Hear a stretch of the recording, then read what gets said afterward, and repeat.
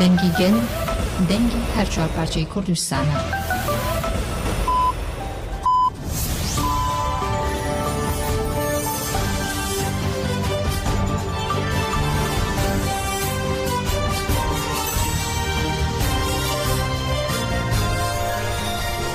سڵاوتان لەبێ هەواڵەکانی ئەمڕۆ چوارشەمە 4 نیسانی 2024 تان پێشکەشەکەن. لە کۆنگرێکی ڕۆژنامەوانیدا عەبدوڵڵا زەیدان بەربژێری براوی دەم پارتی بۆ سەرۆک شارەوانیوان گوتی ئێمە لەوان بە ئیرادەی گەل 14 شارەوانیمان بردەوە هەرچەندە مافی دەست بەکاربوونمان بەدەستێناوە بەڵام هەوڵ دەدەن ئیرادەی گەل زەوت بکەن. زەیدان بە ئەم بڕیارەی بەنادادی و نایاسایی ناوبردەوە و ڕایگەاندووە بۆ سێک بەرامبەر بە ئیرادەی گەل و ئێمەش تا دوای ئیرادەی گەل دەپارێزین سکاڵا دەکەین. ئەو دەڵێ مەسەلەکەی زەیدان و شەدال نییە بۆ سێکە بۆ گەلی کورد و گەلیوان چاوەڕێی ئەوەین کە هەموو دژی ئەم نادادیە ڕاپەڕن چونکەوەی ئەمڕۆ بەرامبەر بە ئێمە دەکرێت سبەی لە ئیزمیریش دەسەپرندە کەس ناتوانێت ئیرادەی ئەم گەلە پێشێل بکە. زەیدان پامێکی ڕاستی کاندیدەکانی ئاکەپە کردو و دەڵێت چۆن ئیرادەی گەل پێشێل دەکەین لەسەر ئەم تەختەدا دەنیشیت چۆن ڕودێ سەیری ڕوخساری ئەم گەلە مەزنە بکەی چۆن دەتوانی ببیتە حزوری گەل ئەم گەلە قبولی ناکان سڵاو لە گەلیوان دەکەن کە خاوەنداری لە ئیرادە و شکۆی خۆیان دەکەن.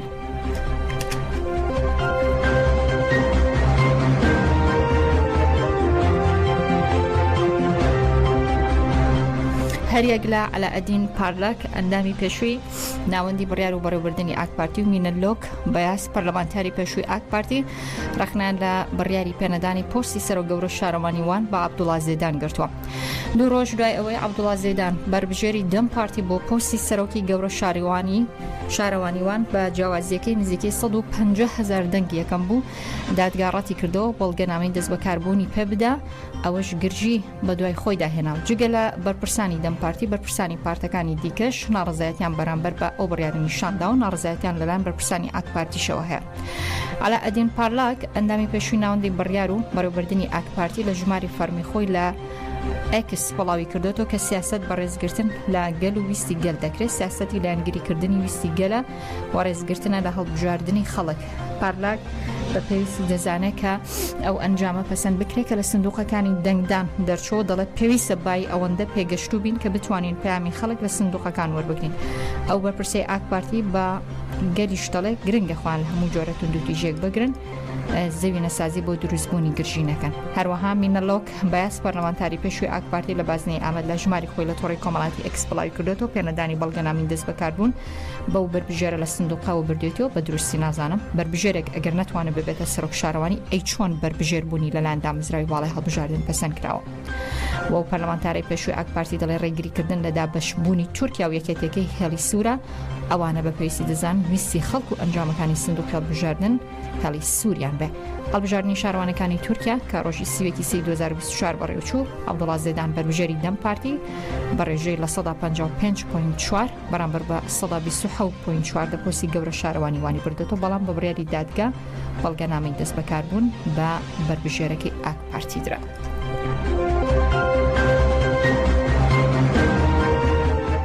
لە ڕاگەیەندەیەکدا کە لە ژمارەی خۆی لە تۆڕی کۆمەڵاتی ئەکس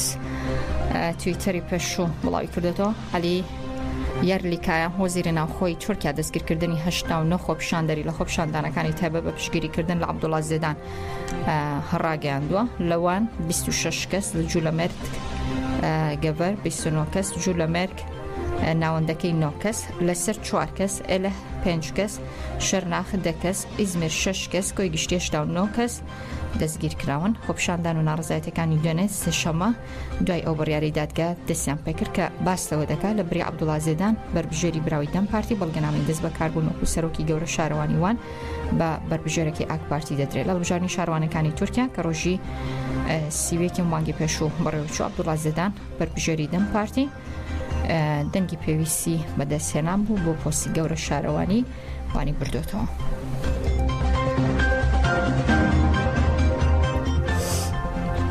دەست پێشخەری گەلیش بانگەوازی لە هەموو هێزە دیموکراتیەکان دەکات بە تایبەتی کوردستانیان کە لە جێی زەوتکردنی ئیرادەی گەل بە پێشەنگاتی گەنجان و ژنان بڕژێنە گۆڕەپانەکان تا بەدەستهێنانی مافی خوان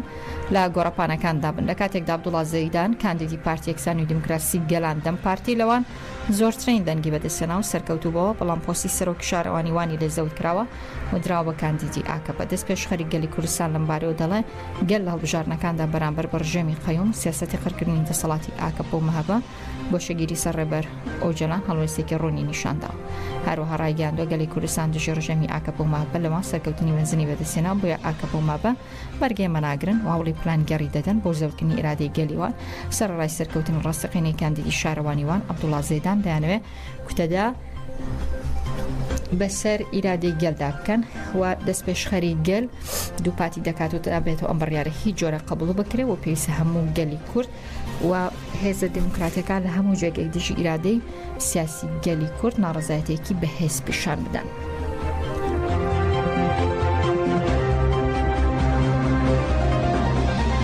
لەگەڵتان بەردەوام دەبین. پارتەکەی ئەردۆغان لە بژاردننی شارەوانەکانی تورکیا تووشی دۆڕانێکی گەورە بووە.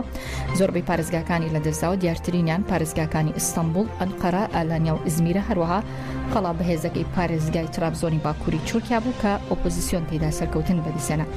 ئاهیتی لالی سەرکردە لە چوارچێ هەمانگی ڕایگەیاندوو هەڕەشەکانی ئەردۆغان بەرامبەر بە عێراق یەکسانە بە ڕاگەیاندنی شەڕ و دەیانەوێت بەمە زیانە گەورەکانی هەڵبژاردننی شارەوانەکانی تورکیا پەردەپۆشکە. ئەم دۆڕانە گەورەی بۆ ئەردۆغان و پارتەکەی بە مێژوو دادەنرێت چونکە ماوەی 22 ساڵە زۆربەی پارێزگاکان کۆنتڕۆڵ کرا بۆ یەکەم جاریش دوای پارتی کۆماری خوازی گەل بە سەرۆکاتی ئۆزگور ئۆزێل بۆ پلەی دووەم دابەزیوە. هاوکات ئەحمەد شەریفی شرۆڤەکاری سیاسی بە ڕۆژنووسی ڕاگەیاندووە ئەردۆغان سەرۆکی تورکیا دەوێت بەم هەڕەشانە شکستی خۆی لە هەڵبژاردنە ناوخۆیەکانی تورکیا پەردەپۆشکە دەیانوێت ڕایگشتی تورکیا بەم بابەتەوە سەرقاڵکە چونکە ئەم دۆڕانە کاریگەری لەسەر هەڵبژاردنەکانی داهاتووی سەرۆکایەتی دەوێت.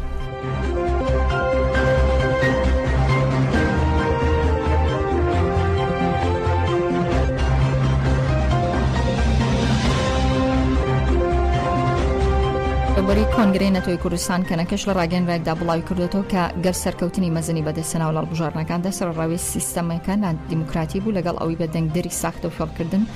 چەند شارەوانێکیان زەوت کرد. ئێستش لە هەندێک شار لە هەڵبژاردن پوچەڵ دەکەن و لە هەندێک شوێنی دیکە شارەوانەکان زەوت دەکەن. کەنەکە دەربارەی هەڵیزەتکردنی شارەوانی وان ڕایگەیاندووە کە هیچ یاسایەک لەم بڕیارەدا نیە و ئەمای قبولکردن نییە و دەڵێ ئەمە زەوتکردن و ئیرادەی گەلیوانە هاوکات زەوتکردنی ئیرادەی گەلی کوردستانە. ئەم بڕیارە لەسەر بناغی دوژمنایەتی کوردراوە بڕیارێکی نەژات پەرستیە گەلیوان ئێستا لە شەقامەکانە و بڕیارەکەش شەرمەزار دەکەن. کەنەکە لە درێژەی ڕاگەنراوەکەیدا دەڵێ بانگوازی لە گەلی کوردستان و دۆستانی گەلی کورد و هێزە دیموکراتیەکان دەکەن کە گەلیوان بەتەنیا جێنێڵن خاوەنداری لە ئیرادەی خۆیانکەن دژی ئەم بڕیارانە بوەستنەوە. هەروە بانگوازی لە ڕایگشتی گیانیش دەکەن بەرامبەر ئەم بڕیارە نەژات پەرستیە بوەستنەوە. دەڵێ وەکو کەنەکە لە هەموو جێگەیەکی و گۆڕەپانێک تا کۆتای بەرامبەر ئەم نادادیە دەوەستین و مافی گەلەکەمان دەپارێزین. دلێر کەریم نووسەر و چالاکوانی ئەنفال لەباری بەردەوامی سیاسەتی کۆمەڵکوژی هۆڵەکان بۆ لەناوبردننی گەلی کورد دەڵێ کۆمەڵگە نێودەوڵەتی بێدەنگیال بژاردووە لە بەرامبەر کۆمەڵکوژی کورداندا. ئێستا تورکیا بە شوێکی سیستەماتیک لە ڕۆژاو باشوور داگیرکاری کۆمەڵکوژی ئەنجام دەدات چونکە تورک لە کورد دەترسێ لەبەرەوەی کورد خاوەنی زمان و کلتوری خۆیەتی بۆیە جگە لە جینۆسایدی جەستەیی جینۆسایدی کلتوریش ئەنجام دەدات. دوای کیمیاباران و لە دوای قڕکردنی بارزانەکان و با بڵێن ئەنفالکردنی کوردانی فەیلی و بەردەوام تازەترینیان کە شەنگال داعش کە دروسە بێ دیسان کورد بەشێکە بێت لەو قوربانی کە بتت با بڵێن وڵاتانی هەرێمایەتی یان هەتا لە ئاسی نێودەوڵەتیش داعمی باڵا ئەکرێ بۆی کورد قڕ بکرێ. ئێستاکە ئێمە من و تۆ کە قساکەین هیچ زەمانەتێک نییە بۆ من و تۆ کە لێرا قساکەین کەی درۆنێک لێمانەدا هەر کوردێکی بە شەرەف و دڵسۆز و ئەوەی نەکەوێتە نەخزابێتە سەنگەری داگیرکەرانەوە ئەگەری هەیە هەر لەحزەیەک لە لەحزەکانی ژیانیدا بکەوێتە بەر تیرۆرکردنی دەوڵەتانی تورکیا و ئێران. ئەمە بەشێکی ئەگەڕێتەوە بۆچی بەشێکی ئەگەڕێتەوە بۆی خۆمان دەستمان تێدایە. ئەگینا چۆن مەسەڵەن من چیرۆکی زۆر بیستووە لەسەر تاوانی ئەنفال لە تاوانی ئەنفالە زۆر جار پێشمەرگەکان شەڕی قارەمانانیان کردووە کەچی سێرەکەی ڕەتڵێک جاش پێشی سوپای داگیرکرد کەوتو لە پشتۆلیانیدا و شەهید بوون. بە شێوازێکی زۆر سیستماتیکتر هەنگاوی ناوە هاتۆ بەشێکی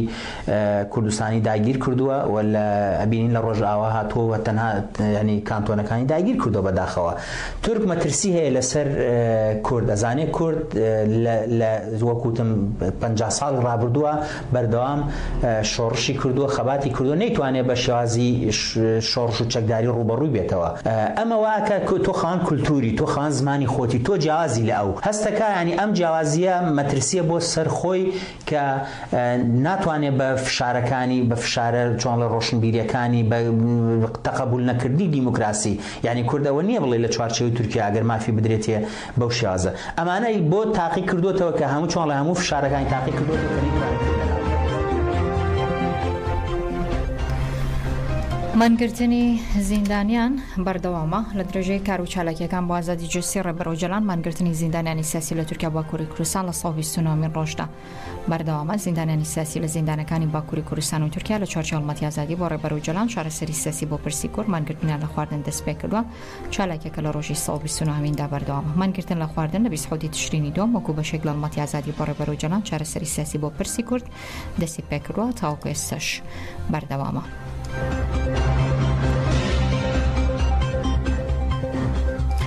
ڕێزان دەچێنە ڕۆژهەڵاتی کوردستان وەک نەریتێکی ساڵانە سبەینێ هەورامان ڕۆژهەڵاتی کوردستان باوەش بۆ هونەر دەکات و مەراسیمی هزار دەف بەڕێوە دەچێت ڕێخرانی داوای بەشداریکردنی سەرجەمگەلانی ئێران دەکەن سبەینە لە گوندی دەگاگەی ناوچەی پاڵنگانی ڕۆژهەڵاتی کوردستان واتە هەورامانی تەخت مەراسیمی هزار دەف بەڕێوە دەچێت ئەمە مەراسیمێکێکە لە مەراسیمە دێڕینەکانی هەورامان کە هەموو ساڵێک لە ڕۆژی 16 خاکەلەوە کە دەکاتە 4 نیسان بە پشداری هەزاران دەفشن لە گوندی دەگاگە لە هەورامانی تەخت بەڕێوە دەچێت هەروایەکێک لە ڕێخرانی مەراسیمەکە لە پامێکی ڤیدۆییدا پانگوازی لەگەلی کورد کردووە کە سەرجەمگەلانی ئێران دەکات بەشداری لەم مەراسیمەدا بکات.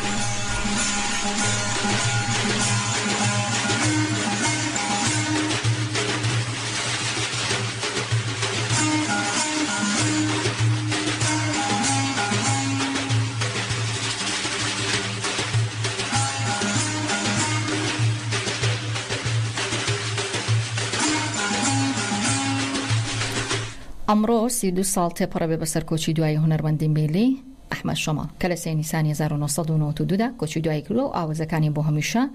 لەگوێی هەموماندا دەسرنگێتەوە. ئەحمەد شەماڵ کە بە هونەرمەندی هەژاران ناسراوە ناوی تاوی ئەحمەد مەحموودە بە ئەحمەد شەماڵ یان ئەحەی خولەسنەی ناسراوە بۆ هۆیەوەی کە باوکی خاڵکی شاری سنەی ڕۆژهەڵاتی کوردستان بۆ نازناوی سنەی لە باوکیەوە وەرگرتووە و خاوەنی چەندین بەرهەمی هونەری جوانە هاوکارانم لە ئاژانسی ڕۆژنووس لەو بارەوە راپۆرتێکی تایبەتیان ئامادە کردووە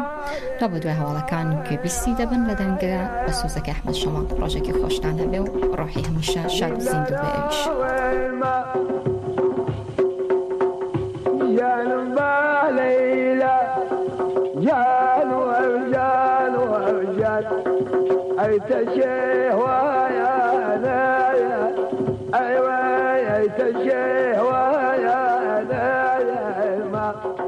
ئەحمەد شەماڵ کەسایەتێکی دیار بوو لە شاری سلێمانیا هونەرمەندێکی میلی بوو خەڵک خۆشی ئەویت بەڕاستی ئەحمەد شەماڵ